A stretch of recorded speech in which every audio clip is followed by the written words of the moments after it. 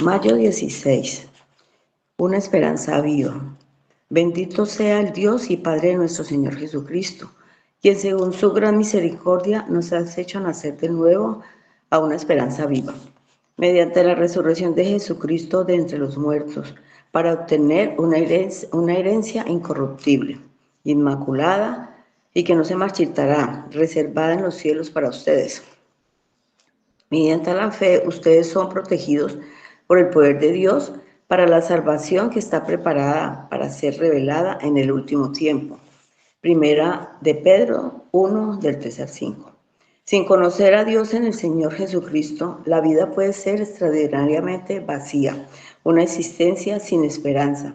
No podemos hacer lo suficiente para llenar este vacío. No hay suficientes experiencias y eventos importantes que anticipar. Es imposible acumular suficientes posesiones materiales ni tomar suficientes vacaciones para llenar el alma. Sin embargo, los hijos de Dios hemos sido librados del reino de la desesperanza. Cuando ponemos en Cristo nuestra confianza, salimos de la esclavitud al dominio de las tinieblas.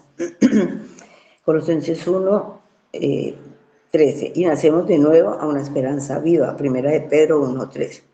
La esperanza del creyente está viva y nos satisface porque está arraigada firmemente en nuestro Salvador, resucitado y ascendido en su trono.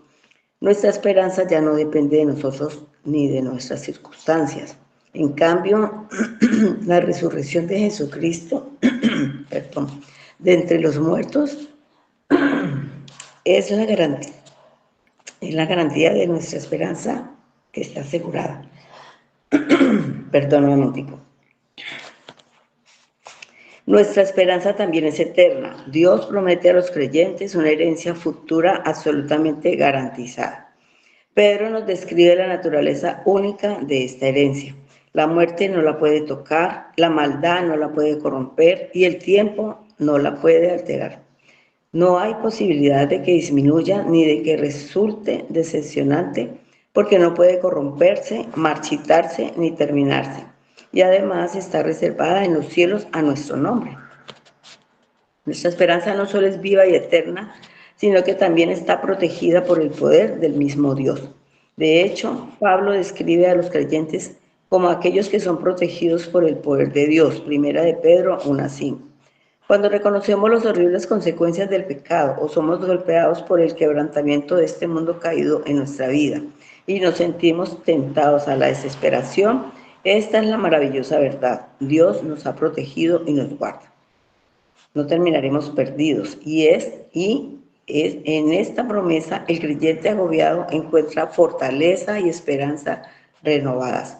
¿Qué nos impulsa por muy difícil que sea el camino? ¿Qué nos hace levantar la cabeza y mirar hacia adelante con gozo? ¿Qué puede llenar tu alma de verdad y llevarte a superar cualquier situación complicada que esté enfrentando ahora mismo? Esta verdad que, por causa de la gran misericordia de Dios, has nacido de nuevo a una esperanza viva, a una esperanza que nada puede destruir y que nada te puede quitar jamás. Juan 10:28. Para profundizar, Romanos 8:18 al 30. Amén. Amén. Gracias, hermanita Estela. Bueno, familia, buenos días. Dios les bendiga. Damos gracias a Dios que pudimos despertar. Muchos no despertaron el día de hoy. Muchos con esperanza y otros sin esperanza. Como dice la Escritura, que cuando estábamos en Cristo estábamos sin esperanza, sin Dios. Estábamos ajenos a las promesas del Rey de Gloria. Ahora hemos sido atraídos por medio de Jesucristo a la gracia de nuestro santo y buen Dios.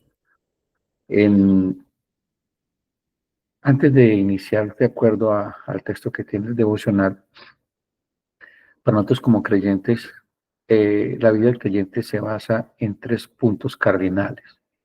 Lo dice 1 Corintios capítulo 13. Dice, y ahora permanece en la fe, la esperanza y el amor. Estos 3, pero el mayor de ellos es el amor. El cristiano vive con esperanza. Y se van a dar cuenta de la Escritura quién es nuestra esperanza y por qué, y por qué esa esperanza es segura. Entonces, vayamos a la Biblia. El devocional de hoy, como lo leyó nuestra hermana Estela, tiene por título Una esperanza viva y se encuentra en Primera de Pedro, capítulo 1, versículo 3 al 5. Pero yo les voy a leer desde el 1, versículo 1. Dice el apóstol Pedro: Pedro, apóstol de Jesucristo, a los expatriados de la dispersión en el Ponto, Galacia, Capadocia, Asia y Bitinia, elegidos según la presciencia de Dios, Padre, en santificación del Espíritu, para obedecer y ser rociados con la sangre de Jesucristo. Gracia y paz os sean multiplicadas. Bendito el Dios y Padre nuestro Señor Jesucristo, que según su grande misericordia nos hizo renacer para una esperanza viva por la resurrección de Jesucristo de los muertos, para una herencia incorruptible, incontaminada e inmarcesible, reservada en los cielos para vosotros. Mis hermanos, vivimos en un mundo, si ustedes observan, vivimos en un tiempo de desolación, de angustia, de incertidumbre, guerras, rumores de guerras, enfermedades, caos climático, caos económico. Y el mundo se refugia en los bancos, se refugia en las deudas, se refugia en que su esperanza es tener dinero, tener posesiones. Y esa esperanza es efímera. Esa es la paz que ofrece el mundo. Cristo nos dice que esa no es la paz que le ofrece. Él dice: mi paz os doy, mi paz os entrego. No tengan temor, yo he vencido el mundo. El mundo está caído. El mundo no podrá ser restaurado por mano del hombre. Incluso el final de estas cosas está reservada para el fuego. Todo lo que el hombre cree que es confianza, todo lo que el hombre cree que es su seguridad, que es su paz, que es su esperanza, será consumido. Por eso es que la Biblia dice que el mundo pasa sus deseos, pero el que hace la voluntad de Dios permanece para siempre. La primera carta del apóstol Pedro está dirigida a hombres y mujeres cristianos, gentiles, que por causa de Cristo han sido perseguidos. Vemos que en este momento todavía no inicia esa persecución aterradora que tuvo la iglesia cristiana, que inicia inicialmente con Nerón. Fueron 10 persecuciones que tuvo la iglesia, muy sangrienta. Pero esta persecución era social y obviamente el imperio de una otra manera respaldaba a esta persecución que estaban haciendo los mismos judíos. Los judíos estaban persiguiendo a los cristianos. Muchos de estos hombres y mujeres habían perdido sus hogares, se han tenido que abandonarlo todo, salieron con sus familias. Muchos de ellos han perdido la patria potestad de sus hijos por el imperio romano. Y de ellos se preguntaban: bueno, ¿hay esperanza? ¿Vale la pena seguir a Cristo? ¿Vale la pena perder todo en este mundo? Y eso es lo que le da vida a esta carta.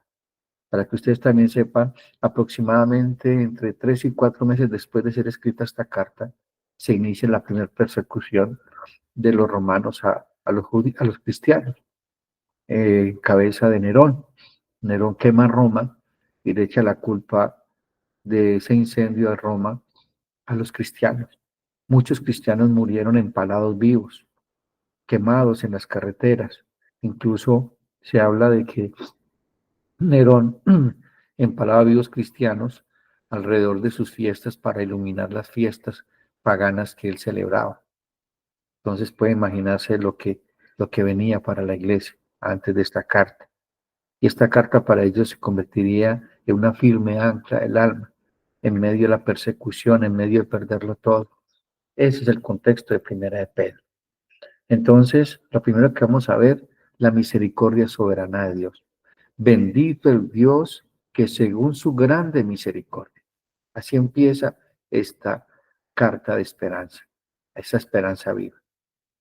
Entonces, primero que todo, ellos tienen que entender que su enfoque no son ellos, no son las pruebas, no es la persecución. El enfoque de ellos tendría que ser Dios, es decir, Cristo. Por eso es que ustedes ven que el escritor de Hebreos dice que teniendo alrededor nuestro tan grande nube de testigos, es decir, hombres y mujeres, que está exponiendo el escritor de Hebreos en el capítulo 11, hombres y mujeres que creyeron en Dios, que se mantuvieron firmes en las promesas de Dios. Incluso muchos de ellos no las recibieron desde la eternidad, sino que las saludaron y le vieron de lejos. Y Dios dice que estos hombres y mujeres son dignos de ser llamado para ellos Dios de ellos. Entonces nuestra esperanza no está en las cosas terrenales. Nuestro enfoque debe estar en Dios. Entonces el escritor de Hebreos nos dice que corramos con paciencia, puesto los ojos en Jesús, el autor y consumador de la fe. Eso es lo que le está recordando Pedro a estos creyentes, que corran la carrera con paciencia, puesto los ojos en Jesús, que es nuestra esperanza viva. Entonces Pedro comienza su carta alabando a Dios, no al hombre. No se está alabando a sí mismo, está alabando al Rey de Gloria, al que lo llamó, al que lo escogió desde antes de la fundación del mundo. Hermanos, porque la salvación es una obra divina, no un logro humano. Y así nos lo expresa Efesios 2, 8 al 9. Porque por gracia sois salvos, por medio de la fe. Y esto no es de vosotros, pues es don de Dios, no por obras, para que nadie se gloríe. ¿Quién es la fuente de la bendición? Hermanos, nosotros no bendecimos a Dios porque nos dé prosperidad terrenal. Nosotros no exaltamos ni glorificamos a Dios y adoramos a Dios por lo que Él nos da, sino por lo que Él es. Él es nuestra bendición. Nosotros somos heredad de Dios. El regalo más grande que nos da Dios por medio de Jesucristo es su presencia. Sí, Él nos salva, pero el regalo grande de la salvación es compañerismo con Dios. Estábamos separados de Dios, ajenos a la vida de Dios. Ahora somos el cuerpo de Cristo. Somos parte de su naturaleza divina. Él camina con nosotros. El mundo puede ofrecerte muchas bendiciones materiales y puede dárselas. Recuerden que Satanás, cuando está tentando a Jesucristo, le dice, si tú te postras y me adoras, le mostró todos los reinos y todas las riquezas de la tierra y le dice, si tú te postras y me adoras, yo te las doy, porque a mí me han sido dadas, a quien yo quiero se las doy. Si tu esperanza, si tu felicidad, tu bendición son las cosas materiales, no tienes necesidad de buscar a Dios. El enemigo de las almas te la puede dar, pero ¿cuál es el final? No, la bendición más grande que tenemos nosotros, sí, somos salvos, sí, pero esa salvación me lleva a tener un compañerismo, una relación con Dios. Se trata de relación, y esa relación me lleva a una adoración en espíritu y en verdad. Él es el sol de justicia. Él nos ilumina con su gracia todos los días y es inagotable. Es inagotable nuestra vida. Y esa misericordia era inmerecida, porque dice grande misericordia. Definamos qué es misericordia. La misericordia de Dios es el atributo por el cual nos muestra compasión activa hacia los miserables. Nosotros éramos miserables, éramos pobres, ciegos, desnudos. Aunque creíamos que estábamos vestidos, que teníamos riqueza o teníamos vida, estábamos muertos. Estábamos bajo la ira de Dios.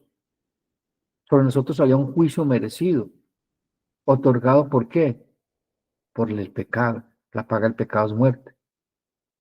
Pero Dios, que es rico en misericordia, fue movido a misericordia para con nosotros y entregó a su único Hijo a morir por nosotros. Pero aquí es el Salmo 116:5. Clemente es Jehová y justo. Sí, misericordioso es nuestro Dios. La misericordia es diferente a la gracia. La gracia da lo que no merecemos. Mira lo que dice Efesios 2, 8 al 9. Porque por gracia sois salvos por medio de la fe, y esto no es de vosotros, pues es don de Dios, no por obras para que nadie se gloríe. ¿Qué es la misericordia? No da lo que sí merecemos. ¿Qué merecíamos nosotros? Juicio. Salvo, mira lo que dice Salmo 103:10.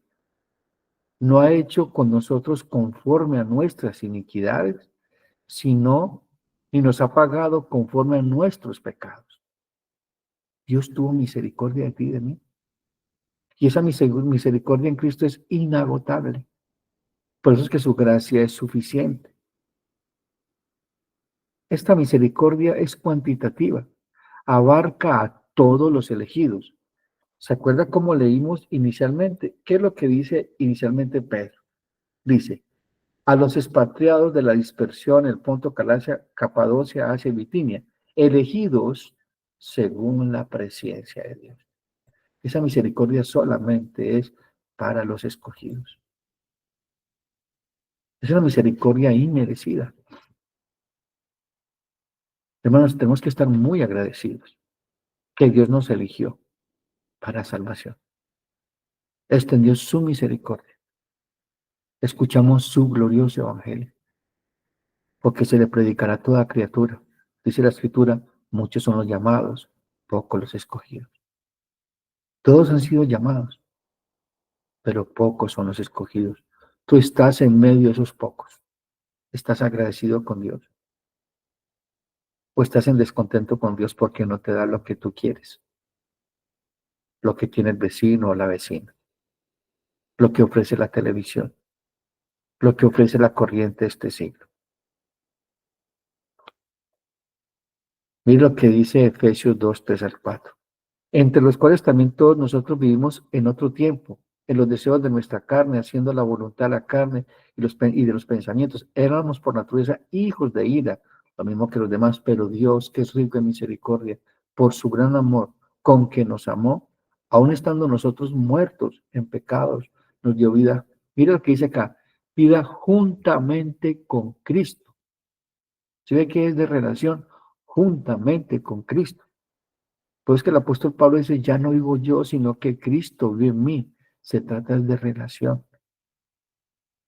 Nosotros caminamos con Dios. Dios camina con nosotros. Hermanos, si estamos en Cristo, es porque Él te amó cuando eras objeto de tu ira. Cuando éramos objeto de su ira. Él nos amó. No habíamos hecho nada bueno. No teníamos nada para ofrecerle. Porque esta misericordia es cualitativa, es cantidad, es santa. No es basada en mérito humano. Mira lo que dice Tito 3:5. Pero cuando se manifestó la bondad de Dios, nuestro Salvador, y su amor para con los hombres, nos salvó no por obras de justicia que nosotros hubiéramos hecho, sino por su misericordia, por el lavamiento de la regeneración y por la renovación del Espíritu Santo.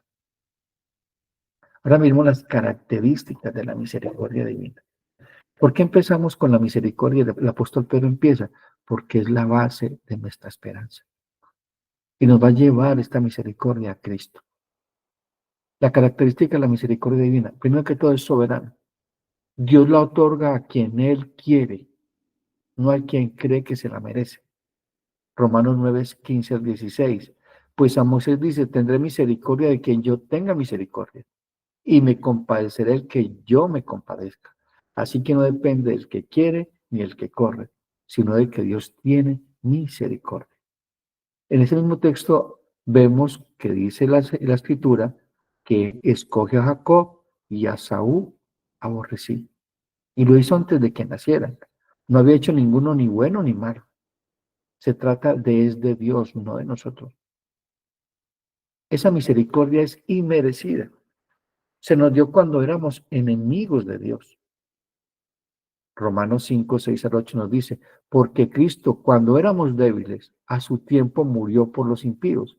Y escuchen esto, ciertamente apenas morirá alguno por un justo, con todo pudiera ser que alguno osara morir por el bueno, mas Dios muestra amor para con nosotros, en que siendo aún pecadores, Cristo murió por nosotros. Y más adelante dice, y cuánto más, ahora que estamos en Cristo, nos dará juntamente con Él todas las cosas. Hermanos, ya Dios nos dio lo más grande. Ya el problema más grande fue resuelto. Lo demás es añadidura. No pongas tu esperanza o tu confianza en las añadiduras, sino en Cristo, en tu Salvador, en tu Señor, la fuente de toda vida. ¿Recuerdan el ladrón en la cruz? ¿Qué recibió? Misericordia en el último aliento de su vida.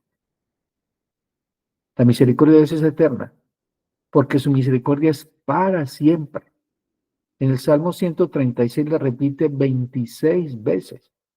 porque la misericordia de Dios es para siempre, es eterna. Por eso es que la salvación es segura, porque su misericordia es eterna. Las misericordias de Dios son ¿qué? Nuevas cada mañana. Cada mañana Dios nos baña con su misericordia. Es una misericordia costosa. ¿Por qué? Porque tuvo un precio, la sangre de Cristo. Es lo que dice 1 Pedro 1, 18 al 20. Sabiendo que fuiste rescatados de vuestra vana manera de vivir, la cual recibiste de vuestros padres, no con cosa corruptible como oro o plata, sino con la sangre preciosa de Cristo, como de un cordero sin mancha y sin contaminación, ya destinado desde antes de la fundación del mundo, pero manifestado en los posteriores tiempos por amor a vosotros. Ese es el precio de la misericordia de Dios para contigo. Por eso no podemos pisotear la sangre de Cristo. Por eso es que el apóstol Pablo dice que nos ocupemos de la salvación con temor y con temblor, con reverencia y compasión. Ahora Pedro nos dice que nos hizo renacer para una esperanza viva. Es el nuevo nacimiento, es una obra sobrenatural de Dios. Tú no naciste de nuevo porque tú quisiste. La regeneración es el nuevo nacimiento. Dios no mejora una naturaleza caída, sino que la crea de nuevo. Pablo dice en 2 Corintios 5, 16 al 17, de manera que nosotros de aquí en adelante a nadie conocemos según la carne. Y aún así a Cristo conocimos según la carne, ya no lo conocemos así. De modo que si alguno está en Cristo, nueva criatura es. Las cosas viejas pasaron y aquí todas son hechas nuevas. Dios no empacha vidas. Dios no te deja alguna cosa y te pone otra. No, Dios te hace nuevo. Y para poder que nazcas de nuevo, pues debes morir. Y esa es la invitación de Cristo. Todo aquel que quiere ser mi discípulo, nieguese a sí mismo, tome su cruz y sígame.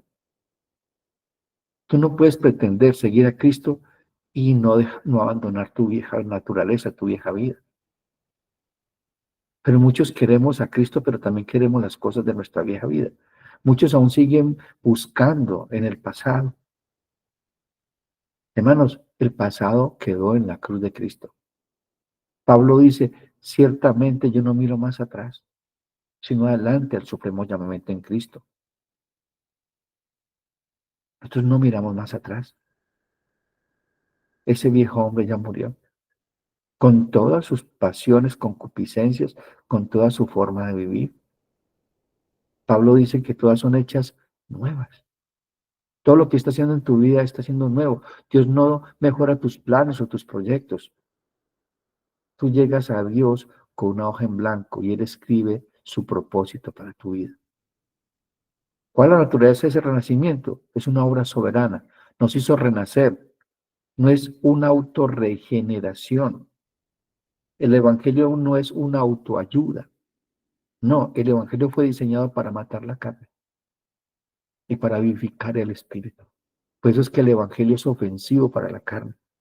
Por eso muchas veces nos sentimos ofendidos cuando se predica el Evangelio. Juan 1:13 dice, los cuales no son regenerados o engendrados de sangre, ni de voluntad de carne, ni de voluntad de varón, sino de Dios. Santiago 1:18 dice, Él de su voluntad nos hizo renacer por la palabra de verdad para que seamos primicias de sus criaturas. Tú naciste por la predicación del Evangelio, ungido por el Espíritu Santo, que resucitó a Cristo entre los muertos. El mismo Espíritu que resucitó a Cristo entre los muertos, es el mismo Espíritu que te vivificó a ti y a mí. Y es el que nos da vida todos los días, el glorioso Evangelio. Eso fue lo que le dijo Pedro a Jesucristo. Señor, ¿a quién iremos si tú tienes palabras de vida eterna? Cada palabra que tú y yo escuchamos, leemos en la Escritura, es vida. ¿Qué dice que es el Evangelio? El Evangelio dice que es inspirado por Dios. La misma palabra que Dios usa en Génesis cuando crea al hombre, dice sopló aliento de vida. Cada palabra que tú escuchas, que tú lees, que tú meditas en la Biblia es vida para ti. ¿Cuál es la base de esa esperanza? Por la resurrección de Jesucristo. Nuestra esperanza no es filosófica, sino Cristo. Cristo es la resurrección. Es un evento histórico. Claro que sí, pero Cristo es la resurrección, Él es la vida, la resurrección. Todos nosotros tenemos esperanza. ¿Te acuerdas lo que le dice Pablo a la gente en Primera Tesalónica? Dice que nosotros tenemos esperanza, no como la gente del mundo que no tiene esperanza. En 1 Corintios 15, 16 al 22 nos dice, porque si los muertos no resucitan, tampoco Cristo resucitó. Y si Cristo no resucitó, vuestra fe es vana. Aún estáis en vuestros pecados. Entonces también los que durmieron en Cristo perecieron. Si en esta vida solamente esperamos en Cristo, somos los más dignos de conmiseración de todos los hombres, más ahora Cristo ha resucitado a los muertos, primicia a los que durmieron, es hecho. Por cuanto la muerte entró por un hombre, también por un hombre la resurrección de los muertos, porque así como en Adán todos mueren, también en Cristo todos son vivificados. Mis hermanos, hago una pregunta. ¿Cuánto pagaría un hombre que está sin Cristo? No digo eso. Hago un ejemplo. ¿Cuántos quieren vivir eternamente? Todos. Yo creo que el hombre más rico del mundo pagaría todo lo que tiene por vivir eternamente, pero no puede. Nosotros vivimos eternamente. Nosotros estamos vivos entre los muertos. Tenemos esperanza. Y entonces, ¿por qué te abates, oh alma mía? ¿Por qué te turbas dentro de mí? ¿Por una enfermedad? ¿Por una deuda? ¿Por una situación familiar? Hermanos, lo que no tenía solución ya fue solucionado. La paga del pecado es muerte, Cristo ha resucitado. Él está de nuestra parte. Si Dios es por nosotros, ¿quién contra nosotros? Tenemos vida eterna. Él es el pastor de nuestras almas. Nada nos faltará. Él camina con nosotros. Estamos sujetados por la diestra de su justicia. Nada y nadie nos podrá separar del amor de Dios que es en Cristo Jesús, Dios nuestro. ¿Te parece poco lo que Dios te ha dado? ¿Dónde está fijada tu esperanza? ¿Cuál es tu esperanza? ¿El mundo? Recordemos que el mundo pasa sus deseos, pero el que hace la voluntad de Dios, es decir, nosotros, permanecemos para siempre. Los impíos van a resucitar, claro que sí, pero para una muerte eterna, separados totalmente de Dios, sin esperanza.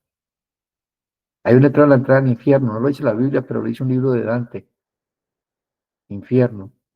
Dice que a la entrada al infierno, en el dintel de la puerta del infierno, hay un aviso que dice, el que entra aquí pierde toda esperanza de morir y toda esperanza de salir. Eso espera a aquellos que han negado a Jesucristo. Y nosotros hemos sido llamados a salvación por el Rey de Gloria, con una gracia irresistible, una gracia que nos persigue todos los días, aun cuando muchas veces queremos escapar de Dios. Dios va por nosotros a la provincia apartada. Nos corrige, nos disciplina, nos azota porque nos ama. Él cuida de ti, cuida de tu familia. Las promesas de Dios es nuestra esperanza, es una firme ancla a nuestra alma en medio de las tormentas de la vida, y lo vamos a ver más adelante. Es una esperanza viva. Nosotros como creyentes tenemos la esperanza viva porque su fe, nuestra fe, está fundada en las promesas de Dios. Y como decíamos anteriormente, especialmente la resurrección de Jesucristo. Nuestra esperanza no es simplemente un deseo pasajero, es una certeza firme, basada en una verdad revelada en la Biblia.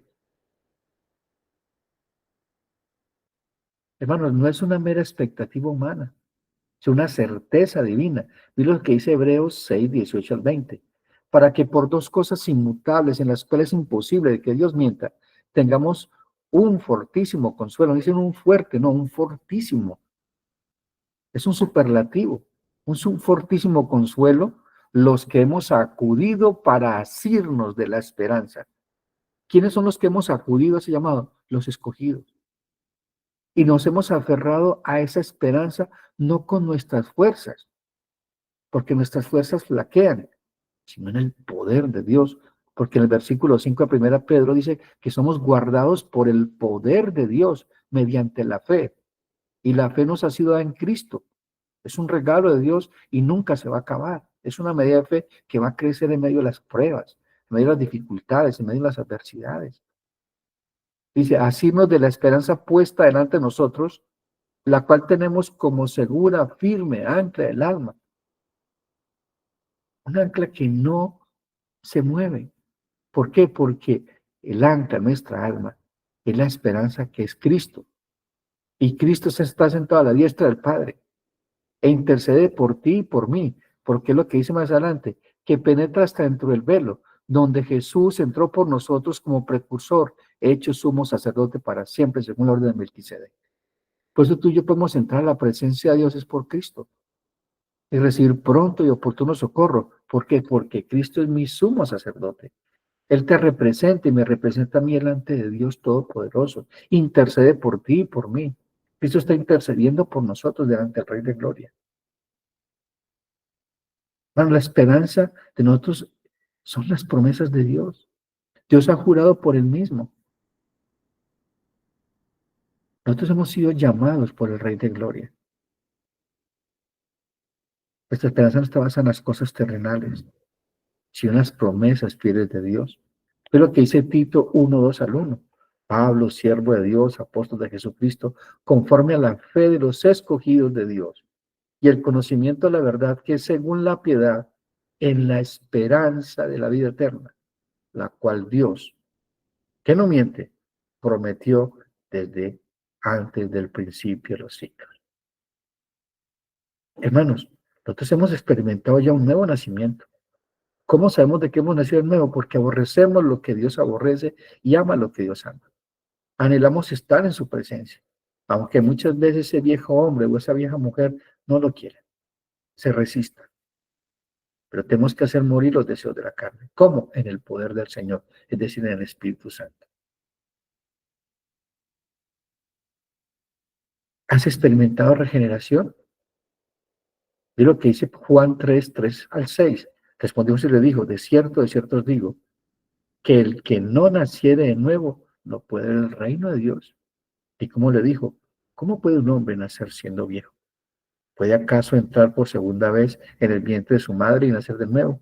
Respondió Jesús, de cierto te digo, que el que no naciere del agua y del Espíritu no puede entrar al reino de Dios. Tú y yo, por gracia, por la misericordia de Dios, nacimos del agua y del Espíritu.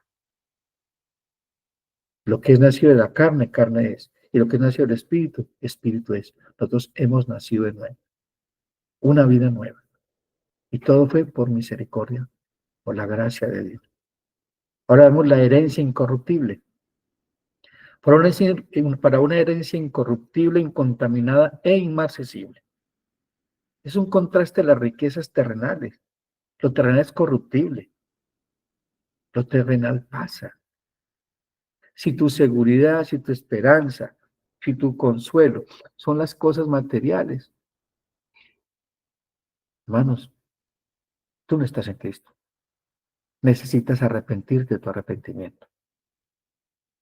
Es lo que dice Mateo 6:19 al 21. No os hagáis tesoros en la tierra, donde la polilla y el orín corrompen, y donde los ladrones minan y hurtan, sino que haceos tesoros en los cielos, donde ni la polilla ni el orín corrompen, y donde los ladrones no minan ni hurtan, porque donde esté vuestro tesoro, allí también vuestro corazón. Es decir, tu esperanza. ¿Dónde está tu esperanza? ¿Dónde está tu tesoro? ¿En el cielo? ¿En la venida de Cristo? ¿Dónde está tu esperanza?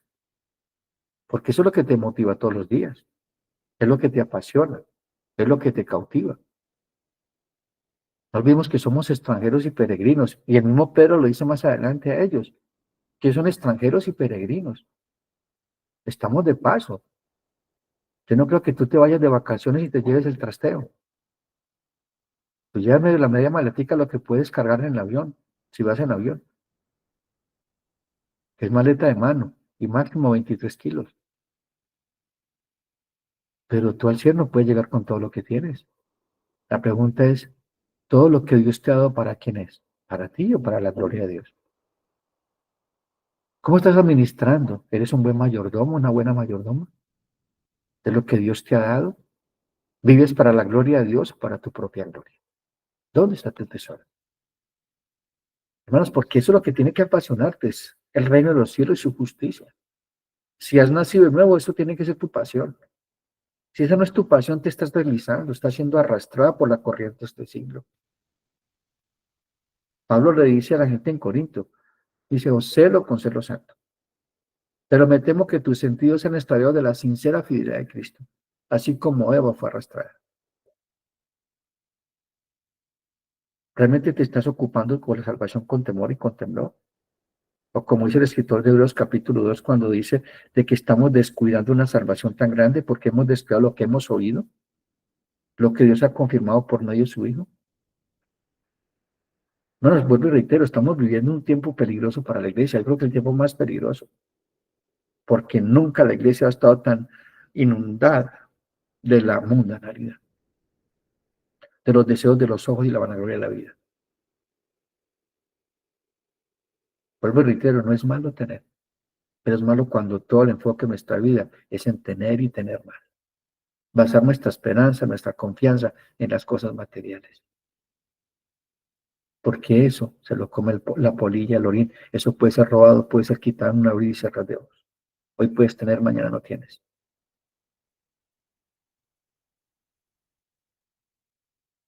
Es una herencia incontaminable e inmarcesible, inmarchitable. Es una belleza que no desvanece, que es gloriosa, hermano. Nosotros no alcanzamos a percibir lo que nos espera en el reino de los cielos. Hermano, nosotros somos como la hierba.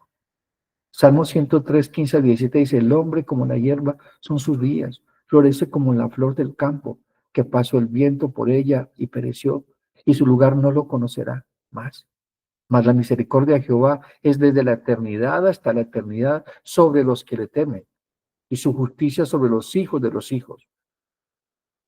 Hermano, nuestra herencia es eterna. Primera de Juan dice 2:15 al 17, no améis al mundo de las cosas que están en el mundo. Si alguno ama al mundo, el amor del Padre no está en él, porque todo lo que hay en el mundo, los deseos de la carne, los deseos de los ojos y la gloria de la vida, no proviene del Padre, sino del mundo. Y recuerden que Cristo dijo, yo he vencido al mundo. Tú estás en Cristo, has vencido el mundo. Es decir, que eso que ofrece el mundo no te cautiva, no te atrae. Todo lo que Dios te da que está en el mundo es para su gloria, es un medio de gracia para que veas su misericordia, su bondad. Pero muchas veces empezamos a adorar lo que Dios nos ha dado, nos atrapa, nos cautiva más que el Creador. Y el mundo pasa y sus deseos, pero el que hace la voluntad de Dios permanece para siempre. ¿Dónde está reservada? En los cielos. ¿Por qué es segura y eterna para siempre? Porque está en los cielos. Y el cielo es eterno. Es su reino, es eterno, es inconmovible. El Señor Jesucristo le dice a los discípulos, está próximo a ser apresado. Esa misma noche es apresado. En Juan capítulo 14. No se turbe vuestro corazón. ¿Creéis en Dios? Creed también en mí. En la casa de mi Padre muchas moradas hay. Y si así no fuere, yo los hubiera dicho. Voy, pues, a preparar lugar para vosotros. Cristo se fue a preparar lugar para ti y para mí. Está preparando un lugar para ti. Dice el Señor, si me fuere y os prepararé el lugar, vendré otra vez. Cristo regresa. ¿Para qué? Y os tomaré a mí mismo para que donde yo estoy, vosotros también estéis. Qué gloriosa noticia y esperanza es esta, ¿no? Hermanos, Cristo nos ha entregado un testamento sellado con la sangre preciosa de Él mismo. Es lo que dice Hebreos 9, 15 al 17. Así que por eso es mediador de un nuevo pacto, para que interviniendo muerte para la remisión de las transgresiones que había bajo el primer pacto, los llamados reciban la promesa de la herencia eterna. Somos herederos de Dios, coherederos con Cristo. ¿Te parece poco la herencia que Dios te ha dado en Cristo? Esto nos lleva a la seguridad de la salvación, que sois guardados por el poder de Dios mediante la fe. Hermanos, por eso nada ni nadie podrá separar del amor de Dios, que es en Cristo Dios nuestro, porque Dios nos sostiene con su poder. Pues es más el que está en nosotros que el que está en el mundo. Por eso tú no temas al mundo, no temas al enemigo en nuestras almas, teme a Dios y apártate de toda iniquidad. El poder de Dios nos sostiene. Su mismo poder que Cristo lo sostuvo en la cruz te sostiene a ti. Quien fortaleció a Cristo en la cruz te fortalece a ti cuando tienes que morir a ti mismo, cuando tienes que negarte a ti mismo, cuando tienes que renunciar a todo lo que el mundo te ofrece. Creo que dice Hebreos 9:14, cuánto más la sangre de Cristo, el cual mediante el Espíritu Eterno se ofreció a sí mismo sin mancha a Dios, limpiará vuestras conciencias de las obras muertas para que sirváis al Dios vivo. Cristo resucitó entre los muertos. Es nuestra esperanza. Y nosotros juntamente con Él hemos resucitado una nueva vida. Hermano, ningún enemigo puede arrebatarnos de la mano de Dios. Nadie nos puede arrebatar de la mano de Dios. Es lo que dice Juan 10:18-29. Yo les doy vida eterna y no perecerán jamás, ni nadie las arrebatará de mi mano. Mi Padre que me las dio es mayor que todos y nadie las puede arrebatar de la mano de mi Padre. Yo y el Padre, uno somos. Y nosotros estamos en Cristo, es decir, que estamos en el Padre. Somos parte de la naturaleza divina. Nadie te puede arrancar de la mano de Dios, del cuerpo de Cristo, nadie te puede arrancar. Y esa es la esperanza que Pablo nos dice en Romanos 8:34-39. ¿Quién es el que condenará? Cristo es el que murió. Más aún el que también resucitó, el que además está a la diestra de Dios, el que también intercede por nosotros. ¿Quién nos separará del amor de Cristo? Ni tribulación, o angustia, o persecución, o hambre, o desnudez, o peligro, o espada. Como está escrito, por causa de ti somos todos muertos todo el tiempo. Somos contados como oveja al matadero. Antes en todas estas cosas somos más que vencedores, por medio de aquel que nos amó. Por lo cual estoy seguro. Pablo está hablando en primera persona, por lo cual estoy seguro de que ni la muerte, ni la vida, ni ángeles, ni principado, ni potestad, ni lo presente, ni lo porvenir, ni lo alto, ni lo profundo, ni ninguna otra cosa creada nos podrá separar del amor de Dios que es en Cristo Jesús, Señor nuestro. Esta es nuestra esperanza. Esa es nuestra esperanza. ¿Cuál es el instrumento de ese poder? La fe. Y la fe no es nuestra, sino la fe es un don de Dios. ¿Y cuál es el objeto de nuestra fe? Cristo, el autor y consumador de nuestra fe, para que tu ánimo no desmaye. Dios nos sostiene, Dios nos sustenta, Dios nos guarda. Hermano, examinémonos. Si hemos nacido de nuevo, si amas la santidad, si amas al Rey de Gloria, si es tu pasión el reino de los cielos. Si no es así, es el día de arrepentirnos. Es el Señor, ten misericordia de mí. Si no has nacido de nuevo, oye por la predicación del Evangelio, Dios permita que el glorioso Evangelio y el Espíritu Santo te haga renacer de nuevo. Si te estás apartando del Dios vivo, es el tiempo de volver de la provincia apartada. Si te estás deslizando, es el tiempo de aferrarnos con todas nuestras fuerzas a una salvación tan grande. Mis hermanos, este ha sido el devocional del día de hoy. ¿Tenemos esperanza? Claro que sí. Esta esperanza es Cristo y está viva. ¿Recuerdan cuando María fue a buscar el cuerpo de Jesús a la tumba? El ángel le dice, ¿por qué buscas al que está vivo entre los muertos? Nosotros estamos vivos entre los muertos y no olvidemos que Dios es de vivos y no de muertos. Y Dios nos ha resucitado para una vida eterna. Vamos a orar.